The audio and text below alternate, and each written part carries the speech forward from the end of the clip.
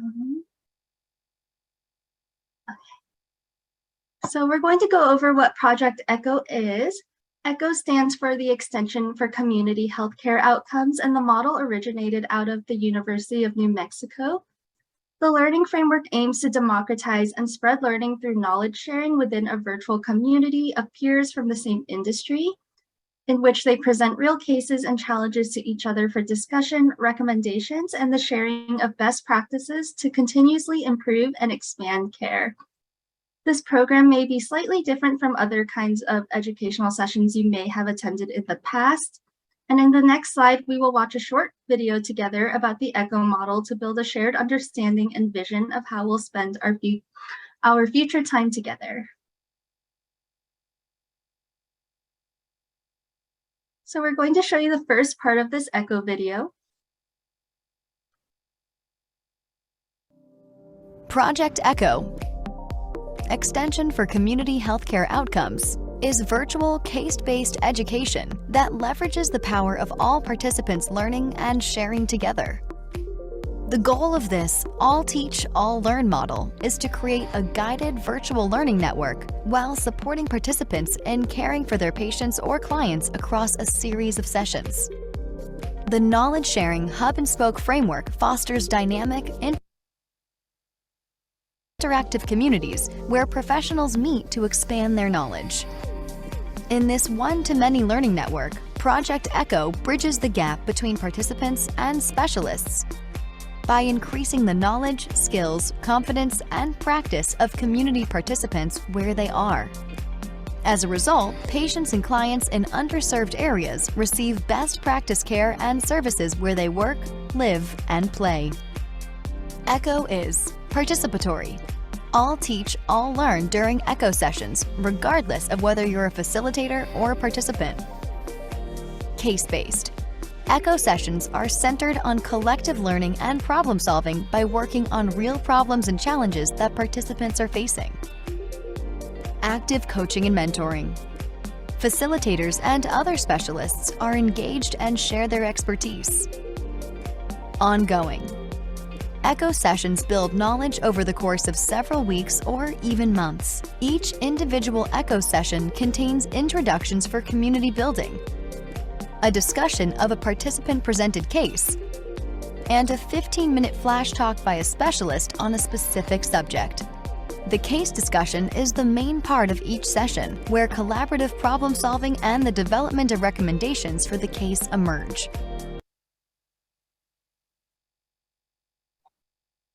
Great. So as we saw in the video, the all teach, all learn model helps to demonopolize knowledge, as peer-to-peer sharing and mentoring can help teams accelerate progress and build new skills and confidence. These sessions aim to utilize the capacity of everyone in the virtual room to help strengthen our individual and collective skills and competency in infection prevention. So to get the most out of the sessions, participation is strongly encouraged. Therefore, we ask you to turn on your cameras if accessible and engage in conversation.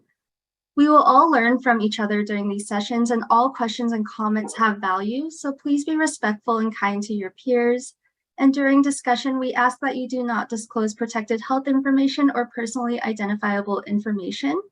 We'll go over more of this later, but we also urge you to bring challenges and roundtable topics for discussion each session.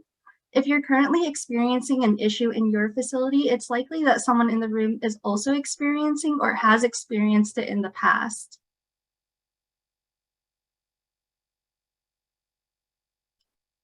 And so just to reiterate, ECHOs are not webinars, but instead are an interactive platform to collaborate with peers. Rather than top-down communications like a formal webinar or learning session, an ECHO is a level playing field and a safe space to share challenges or ideas. So here's an overview of a sample agenda that you can expect during future sessions. We will typically start with announcements, introductions, and icebreakers during the first 5 minutes of each session. We will then jump into our flash talk about an infection prevention control subject presented by our subject matter expert, Jean. Following the flash talk, we will go into our roundtable discussion and review our submitted cases. And finally, we will end with a 15-minute coaching for quality improvement and delegate time for questions before closing out the session.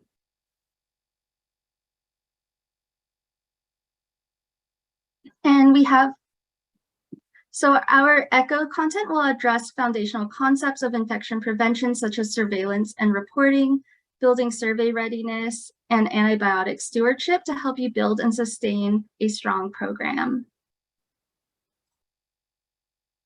So we have our dates listed out for the first cycle. Our sessions will occur bi-weekly on Wednesdays. Each session will have a maximum of 50 facilities or homes to keep the groups a little smaller, and we are asking folks to continuously attend the slots they picked out to help build and create community. And during our next session, we'll provide you with the curriculum topics that we will be covering during each session of cycle 1. And then before I turn it over to Dr. Jean Lyon, we're just going to bring up a poll for everyone to answer.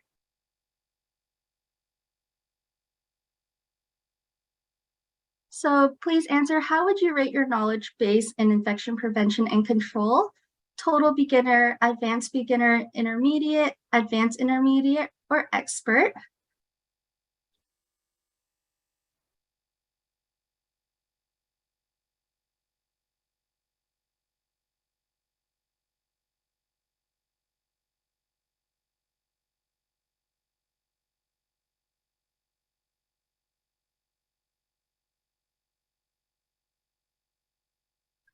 And I'll give you guys a few more seconds. It looks like about 60% of the participants have answered.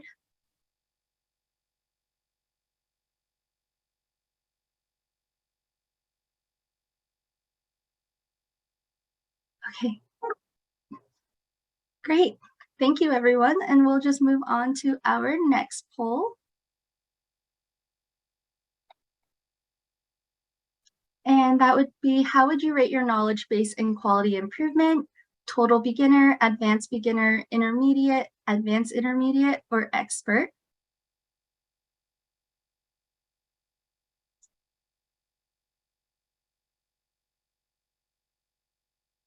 And once again, we'll just wait until about 75 to 80% of you have answered. Great. Thank you so much, everyone. And now I'll turn it over to Dr. Jean Lyon to present the mock flash talk.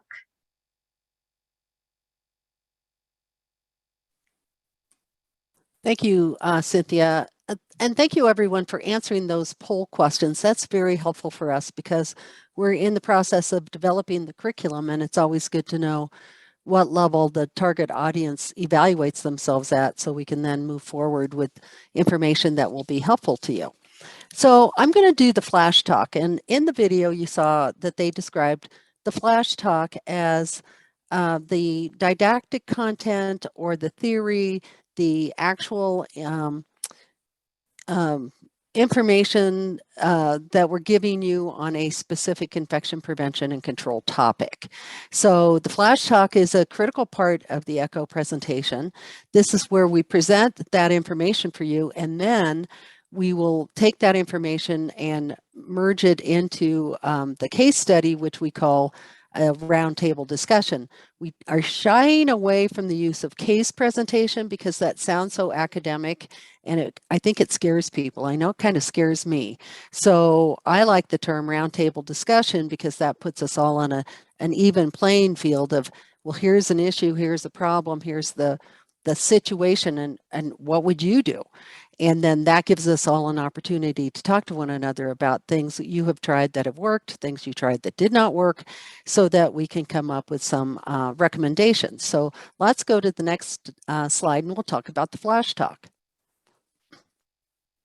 Now, because today is your orientation session, and this isn't what we would consider a true ECHO, this is the orientation or a mock presentation of what the ECHO is like. So I decided that this would be kind of a fun topic. Bed bugs. I hope everybody agrees that bed bugs are an interesting topic. Certainly it's something that nobody wants, and if you get them, you really want to know how to get rid of them. So bed bugs are not specifically, not directly an infection prevention and control issue. It's an environmental issue. It's an environmental problem. And environmental issues do fall under the umbrella of infection prevention and control. So here we have a couple pictures of bed bugs. And the problem with bed bugs is they're very, very difficult to kill. They can be killed with heat or cold. And this slide says starvation. Now, what you need to know about a bed bug is they can go without feeding for a year and still live. So if you're going to starve them, it's going to take you a while. So just be aware of that. If you have never seen a bed bug, they're very small. They like to hide in little cubbies, little hard to see areas like under a mattress, along the headboard. And they are night feeders. So they come out at night and they like to feed on human beings. So they'll do a line of bites, sucking your blood. Then the bites, of course, itch. They are hard to kill with pesticides. You can kill them with heat, but you have to be above 125 degrees. So it's very difficult to kill them. The best recommendation is to employ a pesticide removal company that has good success with bed bugs, because you not only have to kill off the bed bugs, you also have to destroy the eggs or go back and spray for the eggs when they hatch. So you can understand the very difficult situation bed bugs put you in trying to eradicate them. So that's the general topic for today. When we get into the additional curriculum information in the infection prevention and control presentations, they'll be a little bit longer. But this is just to kind of give you an idea of how we kick it off. This would be an opportunity for, if you have any questions about bed bugs, you could come off mute and ask the questions or put your questions in chat. And let's go on to the next slide. Now, the roundtable discussion, and we're going to be talking more about this because we need your help on this. The roundtable discussion, which is your problem or case or whatever you want to call it, is going to be most useful in this All Teach, All Learn session if we get examples from you, the participants. Now, today we know you didn't have an opportunity to give us any discussion topic. And since we discussed bed bugs, we're going to discuss a roundtable discussion about bed bugs. So I'm going to present this. Now, one thing you will know is that we're going to tell you, and I just can't emphasize this enough, is it really is helpful if you help us with coming up with these scenarios. I can come up with them, but they may not be meaningful to you. So let's go to the next slide and I'll present this, this issue, this problem.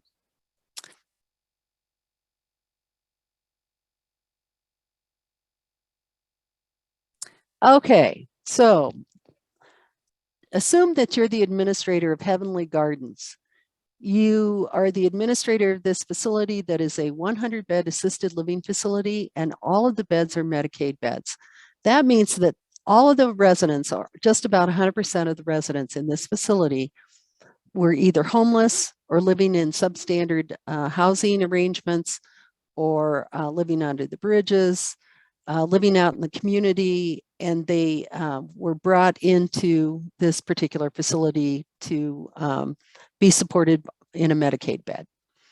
Okay, this facility, you've had this problem with, a chronic problem with bed bugs for the last 6 months.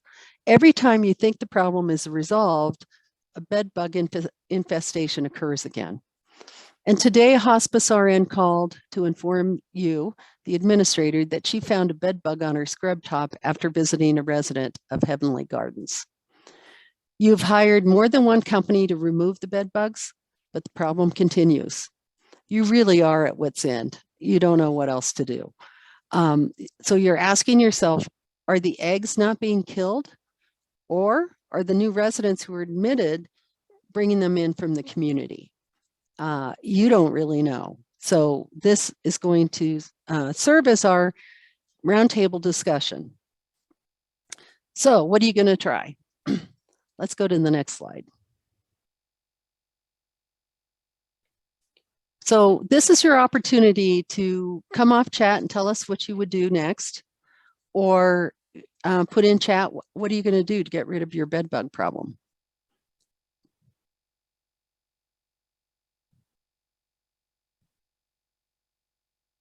And this is where the all teach, all learn comes in.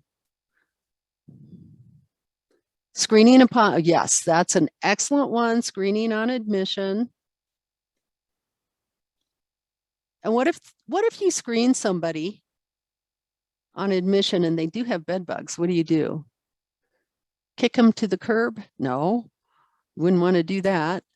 How would you deal with their personal infestation of bed bugs on admission? What would you do with their belongings? What would you do with them? I want to say isolation. Okay, where would you isolate them?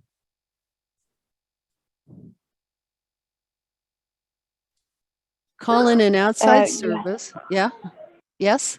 Yeah, you also would have to remove all their clothes, shower them, and make sure you do a treatment on their scalp or wherever any type of wash all the clothes in bleach or vinegar, depending on if it's white. This sounds like a bed bug expert we're speaking with. Yeah, that's exactly right. You probably, huh?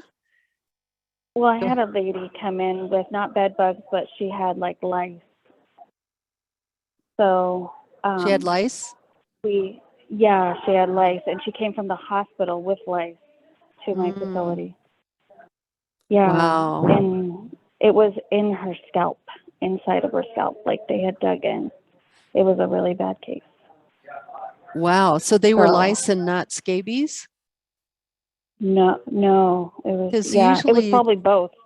Could be both. She came from like a hoarder house. It was everything. She had crabs, everything. Oh boy. Yeah. Yeah. Well, the good thing is the treatment for one is pretty much the same as for all of them, right? Right. So the one that is an infection prevention problem is the scabies.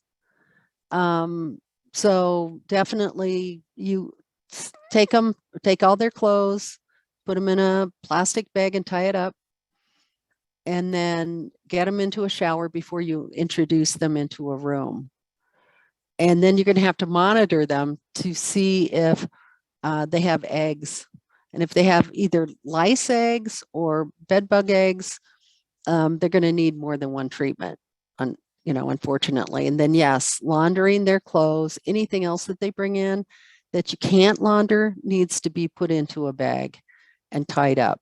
And if the individual wants to keep whatever that belonging is, you need to keep the bag, keep the thing in the bag, the item in the bag until the eggs have been killed off. And we know it takes a long time to kill off bed bugs. They're pretty hardy. And Danielle says you could admit them into a sectioned off part of the facility, for example, ensure everything is separated from the individuals that are already admitted. Yeah, that's really important because the one thing you don't want is the bed bugs to get into other places. That is exactly correct. Any other ideas or suggestions on what you would try next?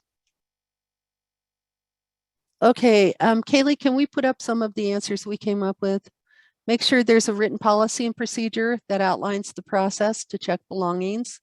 I would suggest a checklist as well when new people come in, so you don't forget a step. Okay, if bed bugs are present on admission, bag the belongings in plastic bags, which we discussed. Next. And then what would the infection preventionists do in the situation of bed bugs?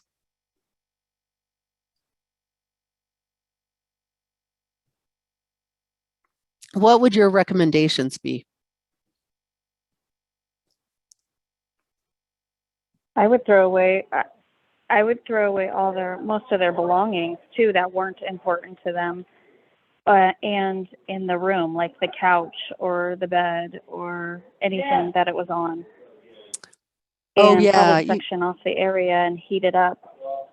Yeah, so if they're transferring in from another living environment, like an apartment, you probably wouldn't want to bring that furniture in, would you? Is that where you're going with this? Leave the bed bug stuff out? Yes. Yeah, excellent. Yes. Yeah, I would agree with that. That's a great idea. What about EVS, the environmental services folks? Would you, let's talk a little bit about the infection preventionist role in education. Bed bugs are an environmental problem. I think it's really important to teach everybody to look for them. There Right. is a bed bug detector tab you can put under everyone's bed and mattress. So I would probably go through all the rooms and put that in because it absorbs all the bed bugs. And then you can see which rooms are actually infected still. Well, you know, I have to say I didn't know that. Do you know the name of that Yeah, product? See, this it's is called all teach, all bed learn. buggies. This is where I we think all it was learn. on Shark or something. Yeah, it's like Really? bed bug. Yeah, you can take it to your hotel rooms and put it under your bed before you unpack and everything, and then come back like a couple hours later. And if you see bed bugs on that little tab, you know not to sleep there. Oh, I love that. You know, when I surveyed Yeah. for the Joint Commission, I had a surveyor friend who, before she would book her hotel, she went on a website that was the bed bug website. And people who had Oh, stayed in yeah. hotels with bed bugs would report the bed bugs. And she made sure she never stayed in one of those hotels. So, yeah, I didn't know there was a device that would actually attract them. And that's a great idea. That's a good tip. I didn't know that.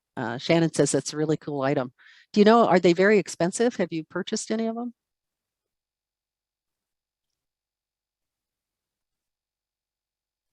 They're not expensive. You can order them in bulk too if you have like a bigger facility.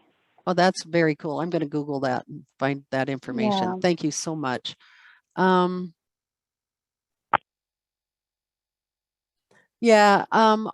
if you were getting rid of belongings, wouldn't you need to be kind of careful about that to not violate a resident's rights?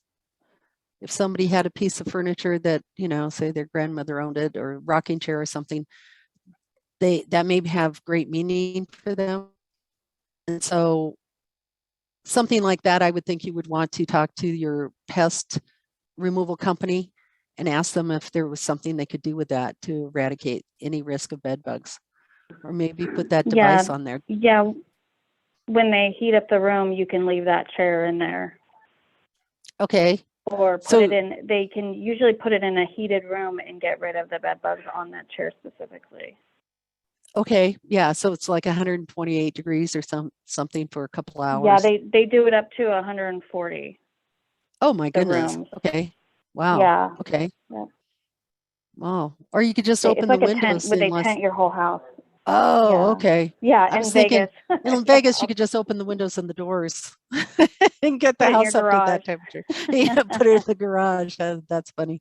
Okay, and then teaching environmental and clinical staff what to look for and where to find bed bugs if they are present, how to manage residents' belongings when bed bugs are present.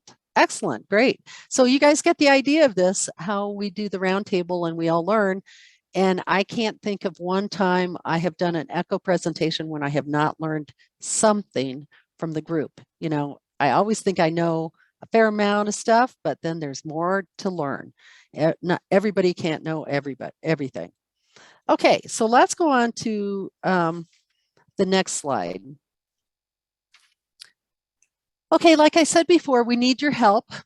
Please consider presenting a case or situation that you have had or having difficulty with at your facility. We'll be next session, we'll be putting out a list of curriculum topics for each week that we're doing presentations. And if you can look at those and say, hey, I have a great example for that one, and submit that, that would be great for us. It can be an outline or frequent situation, either one. It can involve clinical, emotional, psychosocial, spiritual challenges, but should have an underlying infection prevention or environmental theme. Like maybe your staff are saying, I'm not wearing a mask anymore, and we don't want anybody else to wear a mask, or the families are giving you pushback.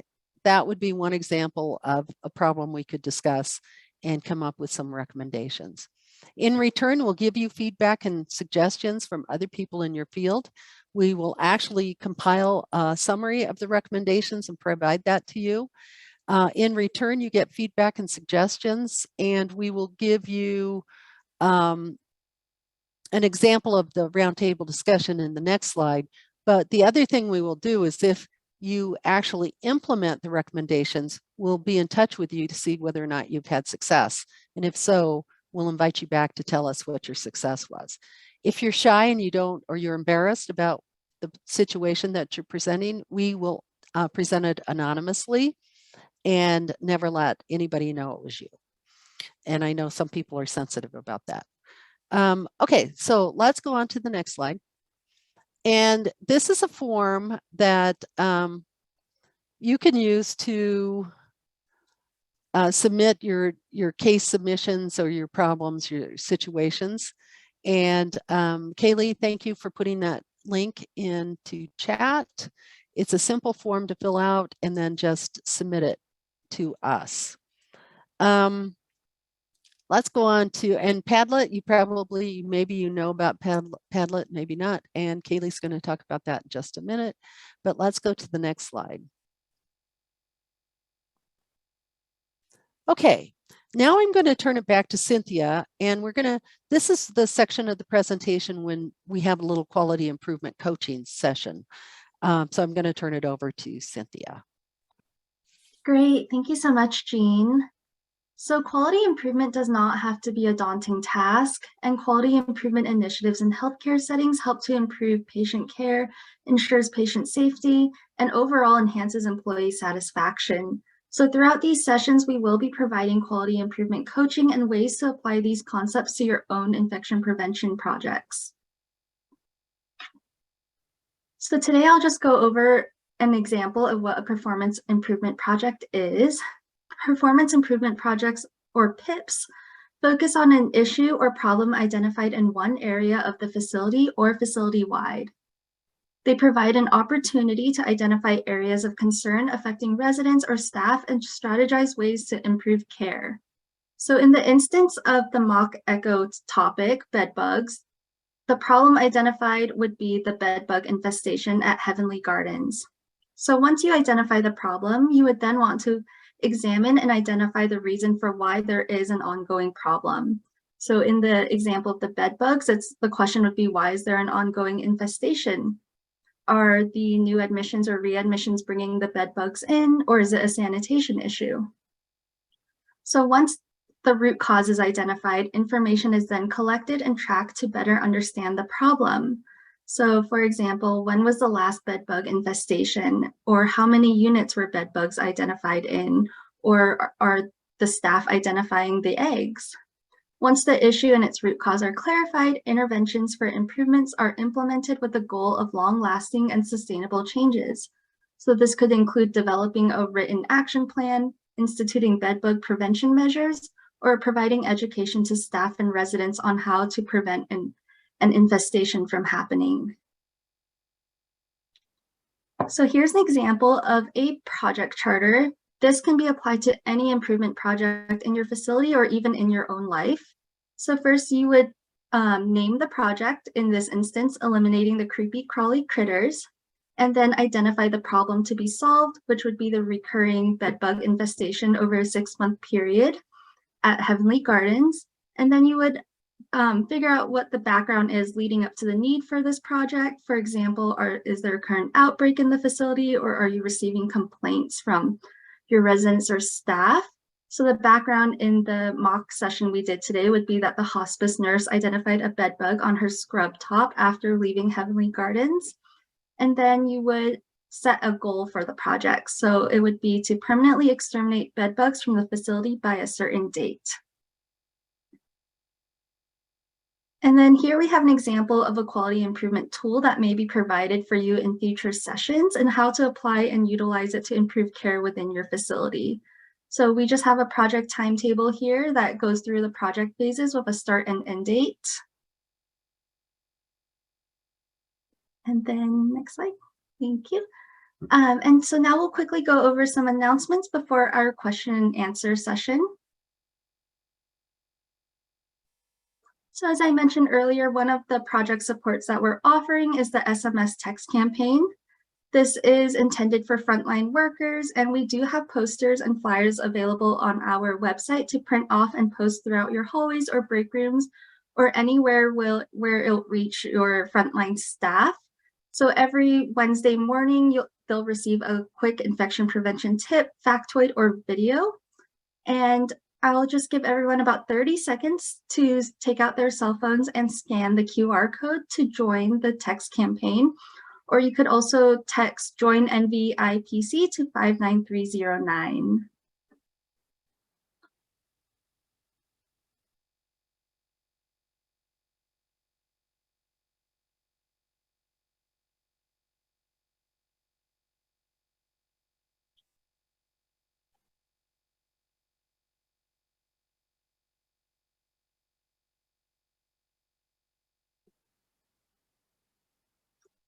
Great, and these slides will be available for you all later. And like I said, the flyers are available to print off for your frontline staff.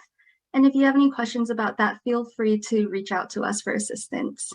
And so now I'm going to turn it over to Kaylee for them to provide an overview of Padlet. Hi, thank you, Cynthia. So we'll begin utilizing Padlet starting with our first session in 2 weeks. We may post some resources before that time, and so you will soon receive information on how to access it. But here on our Padlet, it's just a nice, simple tool that will be able to share recordings of our didactic flash talks and any updates we have. We'll also have the link to the Microsoft form for submitting roundtable cases, just right there available all in one place. So more to come on that.